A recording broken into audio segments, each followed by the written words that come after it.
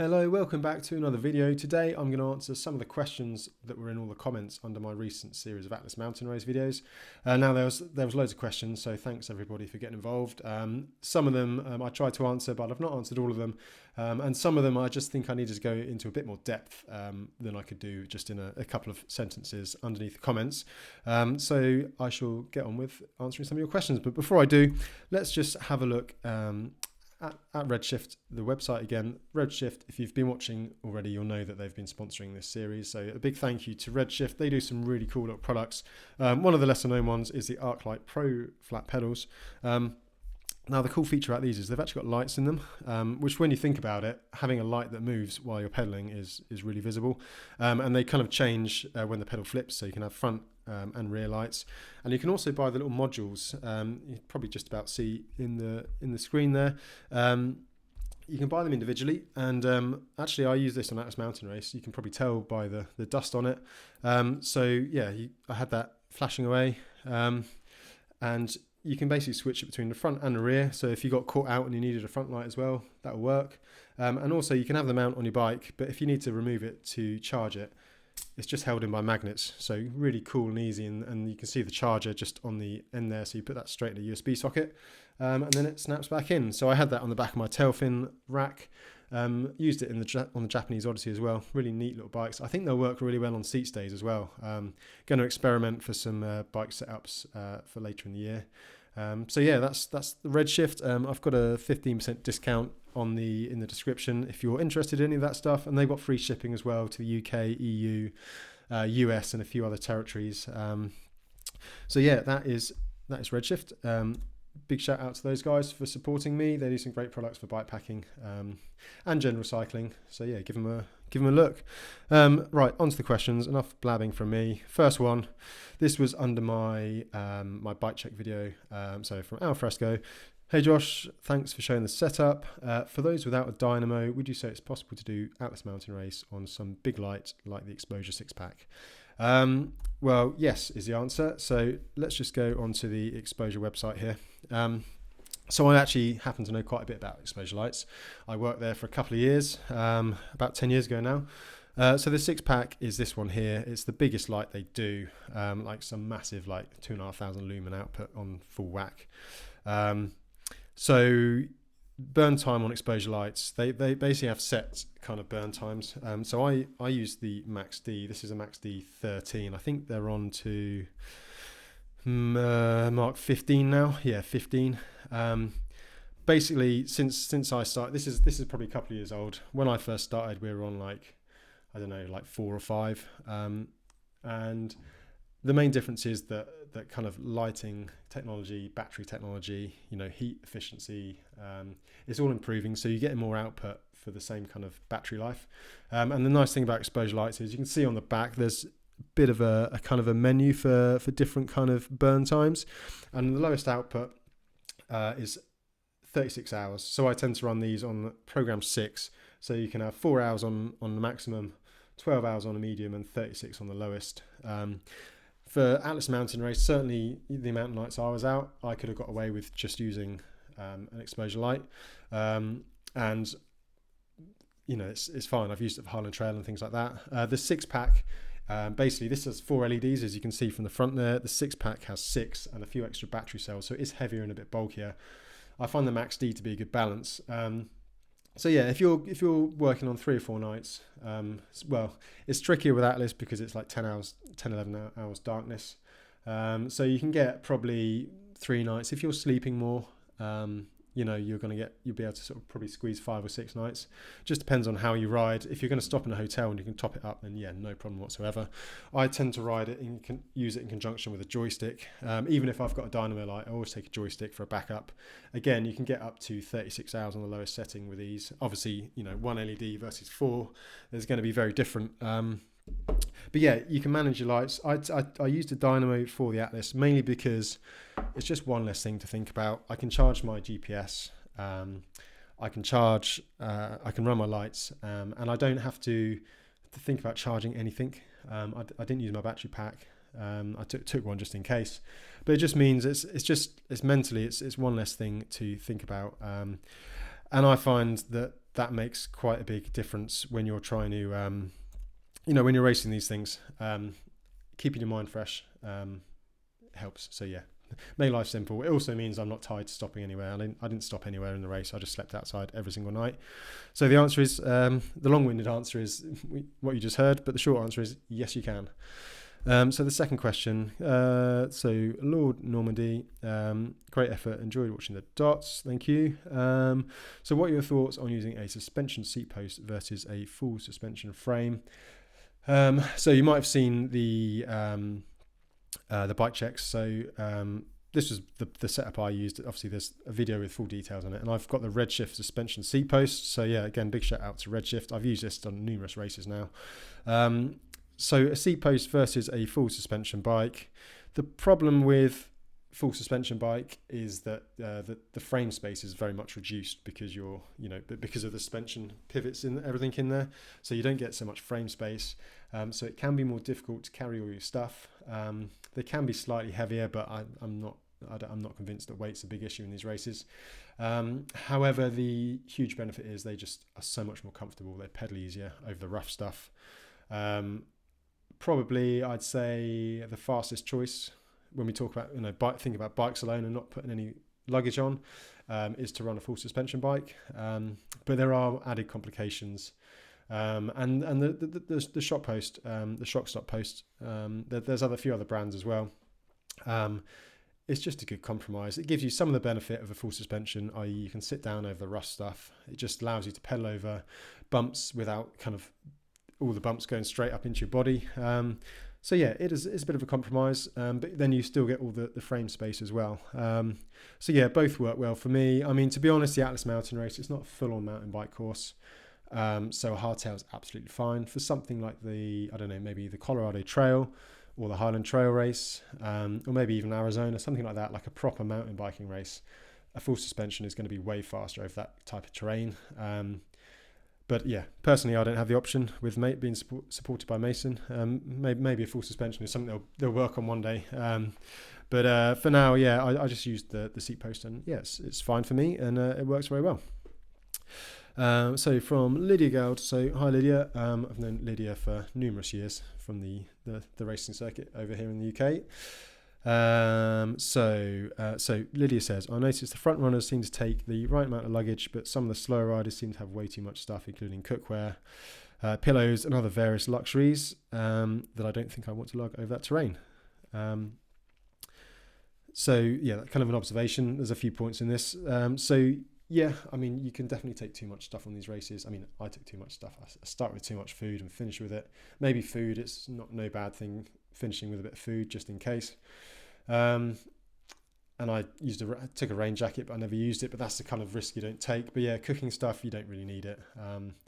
I have made that mistake before. I've taken way too much sleeping stuff before in the early days at TCR. It's the kind of thing you learn. Everything's personal. I mean, you can look at kind of like the pack lists from like someone like Sofiane. His is going to be way lighter than mine, but he doesn't. His standards are slightly lower than me, so he just doesn't care. I've done that. Like I've done the ultra minimal stuff, and now I prefer a bit more comfort. If you're new to it and you're going to be out there longer, then maybe you need some more comfort stuff. But the best way to find out, I mean, you can watch all the videos you want, you can read all the blogs you want, but ultimately, until you've done it and realise what you do and don't use, you're not going to know, because it is a personal thing. So yeah, you can definitely take too much stuff, but it depends what you're trying to achieve. So the Mason looks a nice bike with good geometry. Yes, it was. I assume it's lightweight, but I don't know how it compares to a carbon hardtail. Is it more comfortable? And did I weigh it? And Lydia's doing the Pan-Celtic in the summer, which is around the UK and Scotland this year, and the Isle of Man and Wales. So good luck with that, Lydia. Yeah, so the Mason, it's lighter than the steel one I had. A carbon hardtail, in theory, will be a bit lighter. I'm not sure weight is the be-all and end-all in these kind of races. I mean, you could save 100 grams on a frame and then stop an extra hour to sleep every night. I know what's going to make the bigger difference overall. It rides really well. Some people give aluminium frames a hard rap. certainly people who were riding 10 years ago when aluminium was quite harsh and a bit more fragile, but the technology in some of these tubes nowadays is incredible. I've been riding aluminium bikes for 10 years now. There's actually tubing on the Masons. I mean, you can just do incredible things with aluminium tubing and hydroforming and just even just like the actual, you know, the kind of the makeup of the material. It's incredible. So you can make an aluminium frame ride very similar to a carbon frame nowadays. So the next question, we're only on question 4. This is from Hippie. Any reason you prefer 3 bottles over sticking a bladder into the frame bag? So let's just check out the bike the photo again. So I had 3 bottles, 3 1-litre bottles. This was pre-race, so I've only got 500 ml in the top there. But I had 3 matching bottles here. Why do I prefer bottles over a frame bag? Well, I just like to know how much I've got in them. I find them easier to fill up.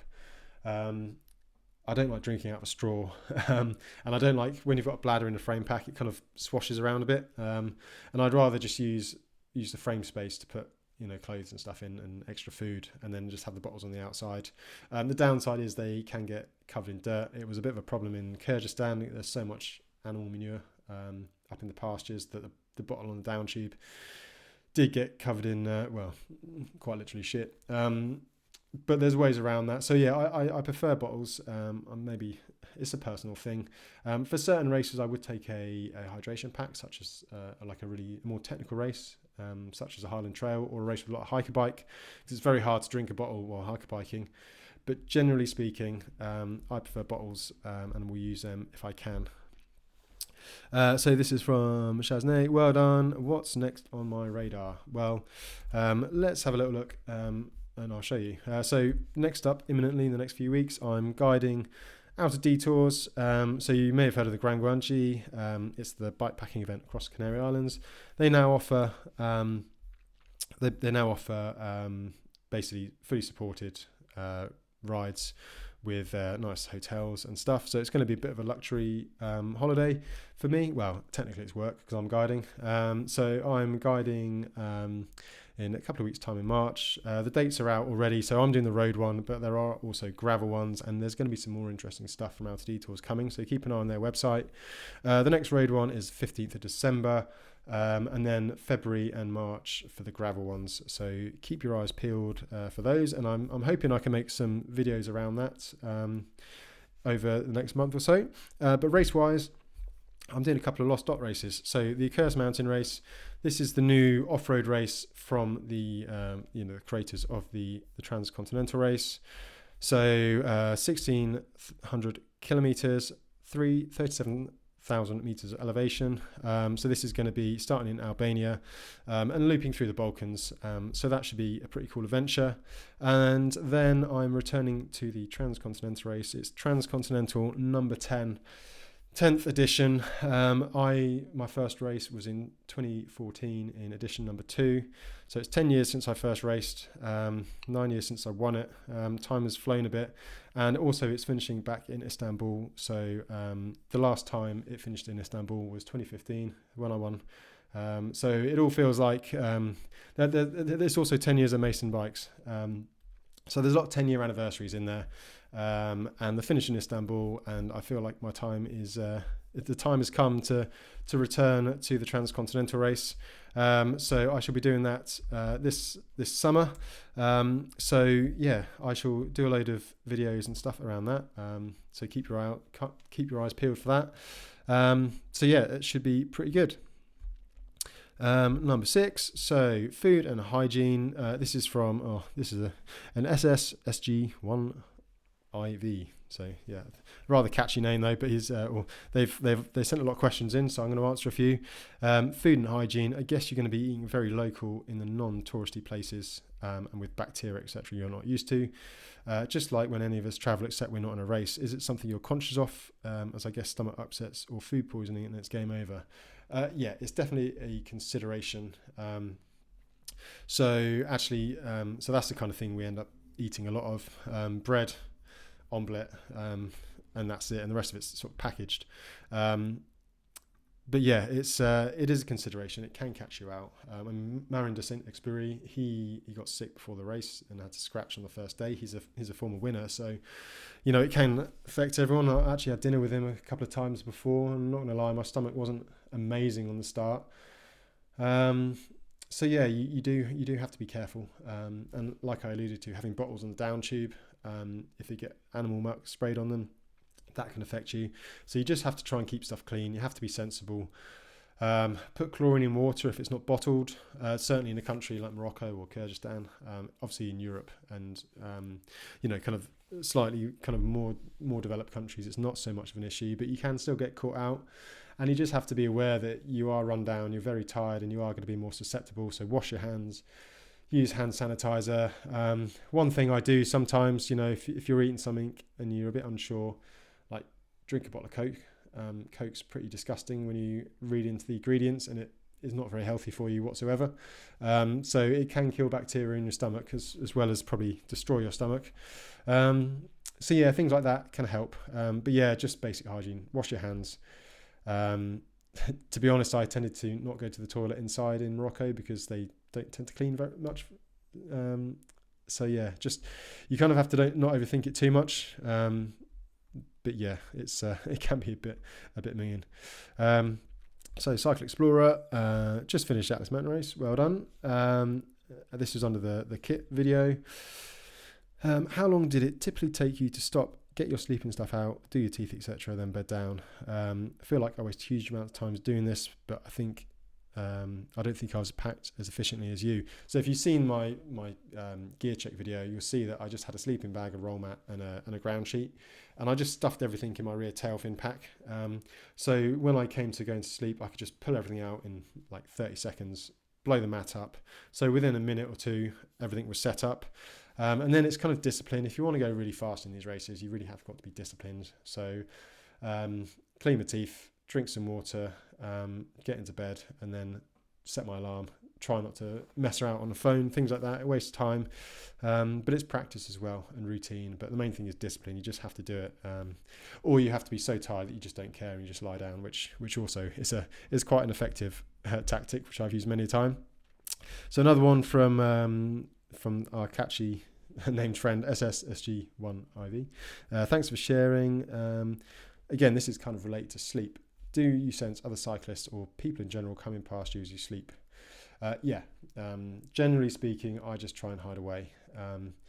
I sleep better when I feel like I'm hidden. I'm not really a sleep on the side of the track person. Like some people, I know Angus Young, for example, is a full-on like ultra competitive racer. He'll sleep right in the middle of the track so that people have to go around him, so he hears them, he can get up and carry on racing.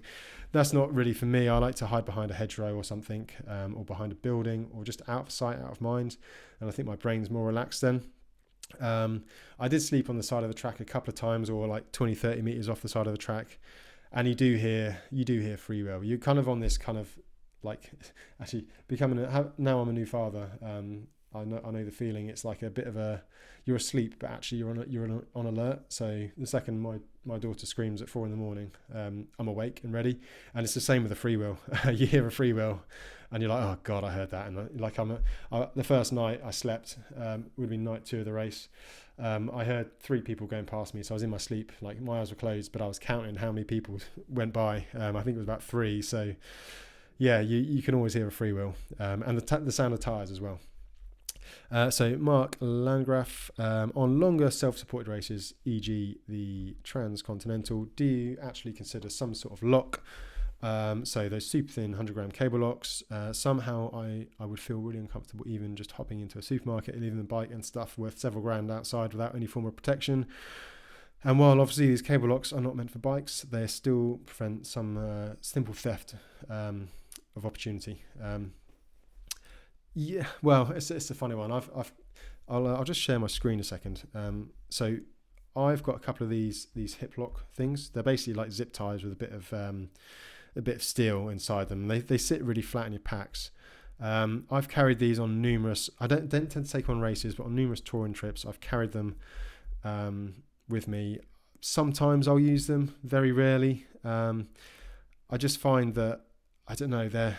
I just think if someone's going to nick your bike, they're going to nick your bike. And in a race, it depends where you are. Morocco, I had no worries whatsoever. Obviously, in a big city, I'm not going to leave my bike outside. In a small village in the countryside, there's not really an issue. I tend to just keep it in sight. So, for example, in Europe, let's say the transcontinental race, I'll just wheel it into a supermarket. So at least it's not outside and I can at least see it.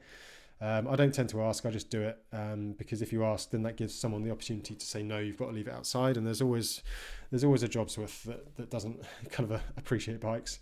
So no, I tend not to use one. Even touring, like I might take one, but if you're staying in a hotel or something, there's always a safe room, or you can take it upstairs with you. It becomes a bit of an issue if they insist on leaving your bike outside overnight. If that happens, I just don't stay there. As simple as that. And if they want your money, then they normally change their mind pretty quick. So yeah, it's just more faff, another thing to carry, and I never use it. So I don't tend to take a lock. Number 10, another question from our favourite username. I know weight isn't everything, but there were quite a few carbon frames in the race. I wonder how much that factors. Would be great if they weighed everyone's bike at the start line. I guess we'll never know. Yeah, I kind of touched on this in Lydia's question. I'm not convinced weight is a be all and end all. Yeah, carbon frame will be slightly lighter, but you have to remember you're putting loads of crap on your bike. So, it's quite easy to make, your bike's going to feel heavy regardless. So I don't think chasing weight is the way forward in these races. You've got to chase durability and take all the kit you need. And fundamentally, touching on the sleeping, if I can get everything rolled out and asleep in 5 minutes versus 15 minutes, times that by 4 nights, that's 20 minutes getting ready to sleep, versus an hour. So you're not going to save an hour overall by saving 200 grams off your bike frame, but you'll save way more than an hour just by being organised. So yeah, weight's not the be all and end all, I don't think. I think you have to take everything you need, and you've just got to be efficient. That's the key thing with these races. Question 11. We're nearly done. One more question after this, and this is a double. So Tim Lagas and Sebastian Restrepo. So it's kind of the same kind of question. A lot of information in not too long a video. Well, sorry about that. I've just ruined it with this video, I'm afraid. But what was the reason for you this year not riding a Dropbar mountain bike like the In Search Of? That's Mason's Dropbar bike. Was it driven by the option to ride a prototype bike, or did you dislike anything? And Sebastian says it's basically the same thing. Which of your 2 setups would you pick for another go at this mountain race? So the In Search Of is this bike here. This is the bike I used in the 2022 edition of the race. So this is a Dropbar kind of mountain bike. I fitted the suspension fork. It's actually exactly the same fork that I had on the bike I raced on, exactly the same wheels. It's a steel frame and drop bars. You notice the redshift seat post as well, and it worked fine. However, I just the more I do these races, the more I feel a mountain bike is quicker, or like a flat bar mountain bike is quicker. So the bike I used this year, we've already looked at it. It's the Mason prototype. Now, it's the reason I didn't ride it just because it was a prototype. I rode it because I've been asking Dom for this bike for the best part of 2 years. So it saves a little bit of weight over the steel frame, but also I just find that riding on the drops, like on a climb for a long time, your shoulders are a bit tighter, and I wanted to open my chest up a bit, especially for Silk Road last year. So I prefer having wider bars. Also, you get a bit more control on the downhill, and you haven't got so much weight forward on your arms, so you can keep your head up, relax a bit.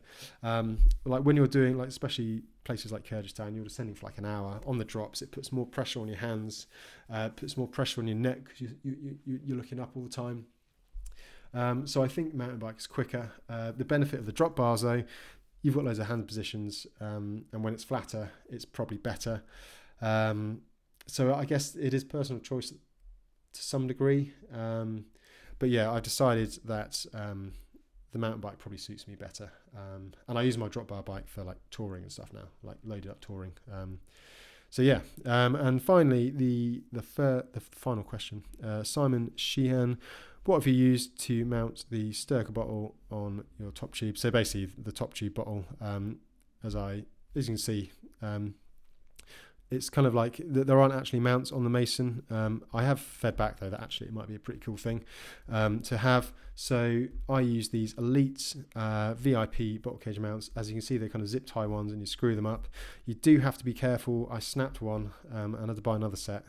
So if you tighten them too much, they're only plastic. You can get metal versions like clamp-on ones from different brands, but these worked okay for me. I had a 1 litre bottle. It stayed put. I did put a bit of like double-sided tape underneath just to hold it. So yeah, worked pretty well. So yeah, that is everything for now. So thanks for watching. If you're still watching now, congratulations for sticking it out. Don't forget to check out Redshift, and yeah, see you in the next one. I'm going to run through the food I ate for the race, and then on Sunday I should have my race video edited by Ryan LeGarrick, so that should be a good one. So see you all then.